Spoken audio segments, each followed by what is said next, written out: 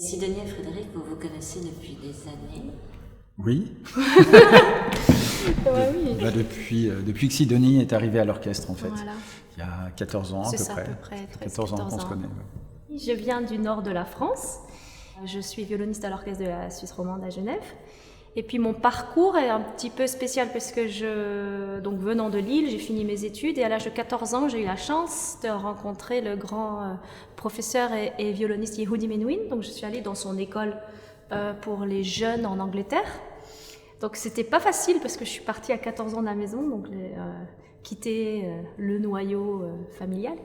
Et puis de là, en fait, j'ai continué mes études à l'étranger, au Canada, aux États-Unis. Et après, je suis revenue en France où je suis passée par le Conservatoire supérieur de Paris où j'ai fait mon cycle de perfectionnement. J'ai travaillé dans plusieurs orchestres de Nice et puis ensuite je suis venue à Genève. Donc Frédéric Kirsch, altiste, donc l'alto, pour ceux qui ne connaissent pas, beaucoup de gens ne connaissent pas l'alto en fait, qui est un violon mais un peu plus grand. Voilà. Mon parcours nettement moins international que Sidonie d'ailleurs, qui est très national. Puis que voilà, j'ai commencé la musique en France à Metz, mais ça n'a pas été par l'alto en fait. Au départ, j'étais violoniste et tromboniste. J'étais dans une famille de musiciens aussi. Et au fur et à mesure, voilà, l'alto est rentré dans ma vie et voilà, des études, conservatoire supérieur à Lyon et après l'orchestre. J'étais d'abord à Bordeaux avant de venir à Genève. C'est vrai que l'alto, donc on ne le reconnaît pas déjà forcément tout de suite, aussi bien dans l'orchestre que dans les ensembles de musique de chambre, parce qu'il ressemble beaucoup à un violon. Donc l'alto a une sonorité beaucoup plus chaude, plus colorée et qu'on utilise énormément justement pour faire ce lien entre le violon et le violoncelle. Le violon qui est très brillant, le violoncelle plus grave et plus sombre.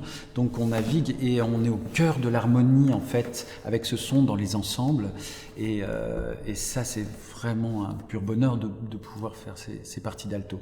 Quel est ton rapport à ton instrument? Quand j'étais toute petite, j'écoutais des concerts et tout de suite les violons, j'ai dit je veux être violoniste et soliste. Voilà, c'était depuis l'âge de 7 ans, donc finalement c'est ce qui s'est passé. Par contre, mon rapport, alors, c'est toujours... c'est en même temps mon ami et des fois un peu un ennemi. Des fois, ce qu'on entend de notre instrument, ça nous plaît. Des fois, ce que l'on entend, ça ne nous plaît pas. Et c'est une constante remise en question. Est-ce que tu as un rituel avant de monter sur scène? Alors, j'aimerais bien dire ça, mais non. J'essaye maintenant vraiment de vivre le moment présent. Pourquoi on a des rituels? Juste pour se rassurer.